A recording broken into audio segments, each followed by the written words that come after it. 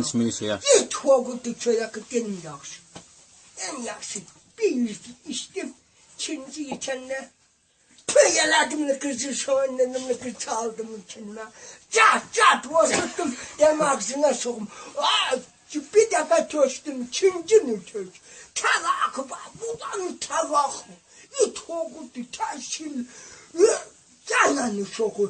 Hadi vakit duruyor dinmez. Çimene gepeliyor. Aslında sondan pul veriyor. O kim dondu? Nerede sokur? Kurtardın neyse ve kurtardın. Ay. 2 defa tuadım mı İçin çörek? altına birden çağırdı vay. 3. defa koymadı çörek. Gel bu ağzına neyse ve kurtardı. Kahpenin ağzına benim sandım diyor. Ben. Ben koca vaktinde Ben koca ağzını. mıhladım. Ayna gelmedim ağzının içine sin. Her gün an çişin ana her pazar çalışıyor. Ananı tımığını sikimini senin götünü.